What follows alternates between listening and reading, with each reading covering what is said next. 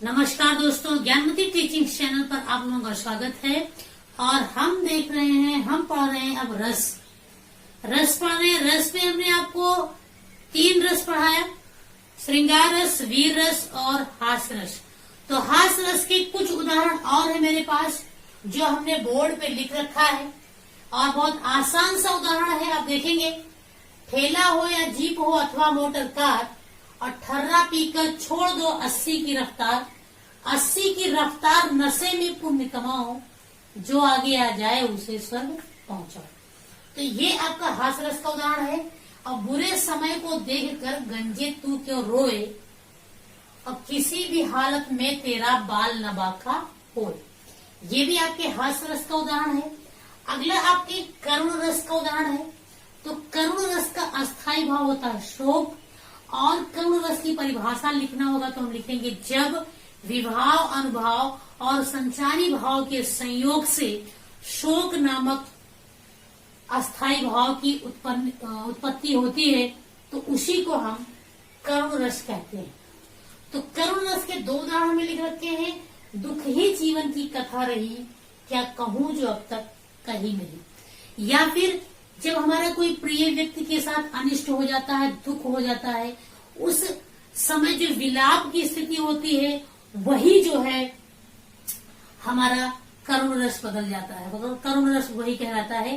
तो यहाँ दूसरा उदाहरण है, मणिकोए भुजंग सी जननी, फंसा फटक रही थी शीश, और अंधी आज बनाकर मुझको किया न्याय तुमने जगदीश। ये करुण रस का उदाहरण है। ये उस समय का वर्णन है जब श्रवण कुमार को दशरथ के वाण लगने से उनकी मृत्यु हो जाती है।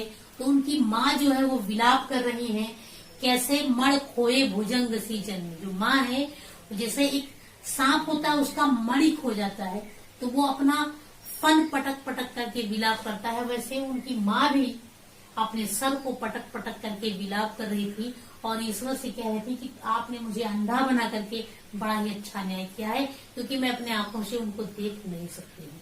तो यहाँ पे अगर आपको देखा जाए विभाव क्या है, अनुभाव क्या है, संचारी भाव क्या है, तो वो सारी चीजें आपकी क्लियर हो रहे हैं। जैसे इसमें अगर आपसे पूछा जाए कि इसका अस्थायी भाव क्या है, तो इसका अस्थायी भाव शोक होगा। इसमें विभाव क्या, विवाह ने किसके कारण से शोक उत्पन्न हुआ, तो श्रवण कुमार।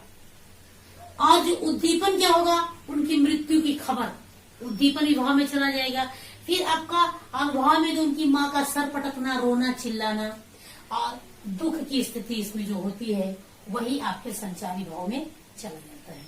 तो ये है आपका करुण रस। अब अगला रस आप देखेंगे, कौन सा रस है, देखेंगे रौद्र रस। हमारा 5वां रस है रौद्र रस।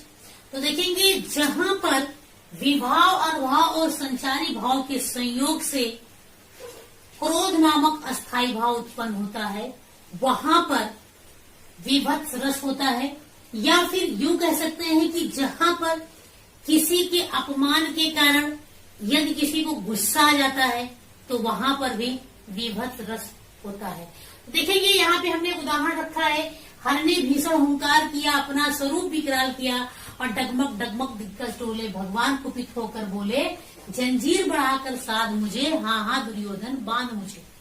तो ये उस समय का वर्णन है जब भगवान श्री कृष्ण शांति का संदेश लेकर के और दुर्योधन के पास जाते हैं, धृतराष्ट्र के दरबार में जाते हैं पांडवों की ओर से। तो उस समय जो दुर्योधन होता है वो कृष्ण को कहता है कि इसे बांध लो, इस दूत है, दूत को बंदी बना लो। तब श्री कृष्ण ने अपना जो स्वरूप था उसको बहुत बड़ा कर लिया था, और जब उन्होंने अपना स्वरूप विकराल किया तो कहते ना 10 दिशाएं डोलने लगी थी, और उस समय गुस्से में उन्होंने उससे कहा था कि तू मुझे जंजीर से बांध। तो ये उस समय का वर्णन है। तो यहाँ पर आपका रौद्र रस होगा, एक रौद्र रूप उन्होंने दिखा दिया था कृष्ण ने। दूसरा आपका अगला आता है छठा भयानक रस। भयानक रस का अस्थायी भाव भय होता है। यानी जब उदाहरण जब इसका परिभाषा लिखेंगे तो लिखा है जब विभाव, अनुभाव और संचारी भाव के संयोग से भय नामक अस्थायी भाव की उत्पत्ति होती है, तो वहां पर भयानक रस होता है। देखिए विभाव, अनुभव, संचारी भाव इसमें भी है, आप निकालेंगे एक एक करके तो आप समझ जाएंगे कौन सा विभाव है, क्या अनुभव है, क्या संचारी भाव।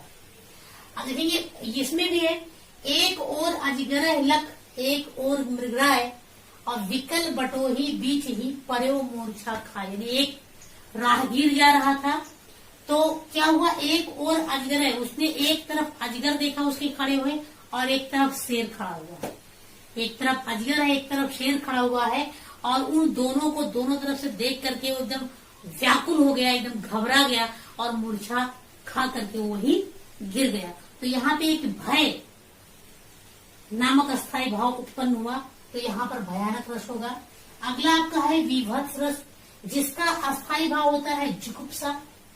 अगर आप परिभाषा लिखेंगे तो बस सेम परिभाषा, आपको केवल अस्थायी भाव बदलना होता है। जब विभाव अनुभाव संचारी भाव के संयोग से जुगुप्सा या घृणा नामक अस्थायी भाव उत्पन्न होता है तो वहां पर विभत्स रस होता है। उदाहरण लिखा है हमने, आंख निकाल उड़ जाते हैं, क्षण भर में उड़कर आ जाते हैं और शव जीभ खींच कर कौवे चुभला चुभला कर खाते हैं।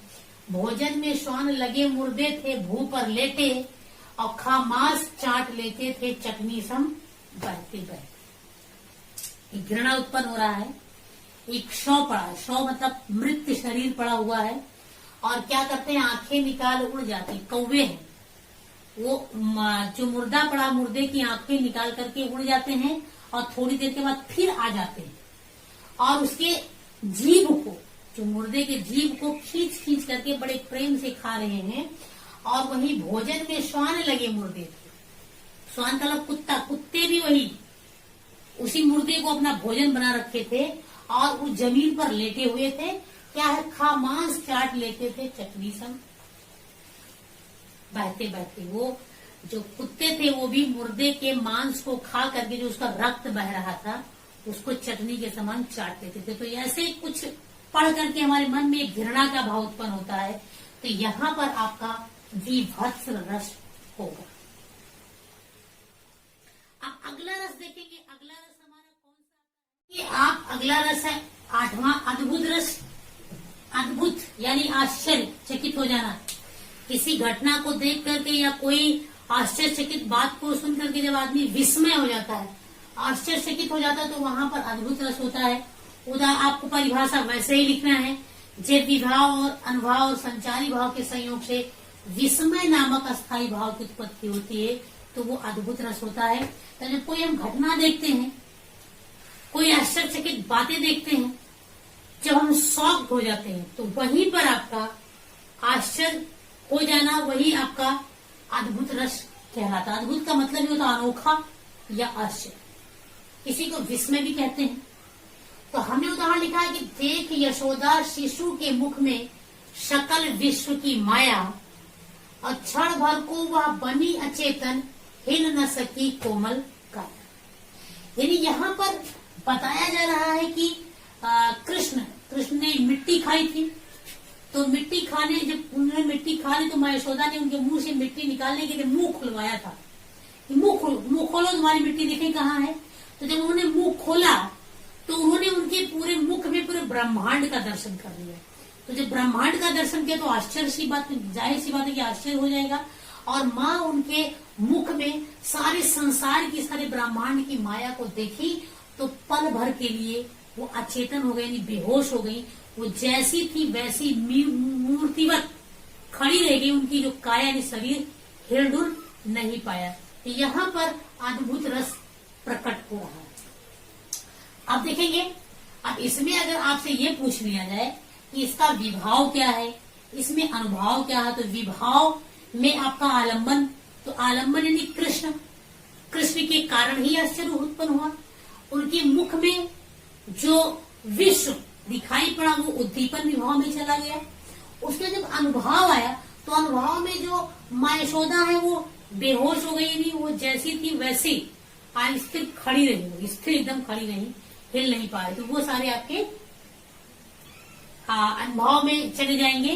अब आपका जब संचारी भाव आएगा तो वहां कहते ना कि आश्चर्यचकित हो जाना, वो आश्चर्यचकित जो है वो आपके संचारी भाव में चलेगा। अब इसमें आपका अगला आता है भक्ति रस। 9वां रस है आपका भक्ति रस, और इसका जो अस्थायी भाव होता है वो देव विषयक रति। देव विषयक रति का मतलब ईश्वर के प्रति प्रेम, यानी जब कोई ऐसी रचना हमारे सामने आती है जिसमें ईश्वर को ही सर्वश्रेष्ठ मान करके उससे प्रेम कर लेते हैं लोग, तो वही आपका भक्ति रस होता है।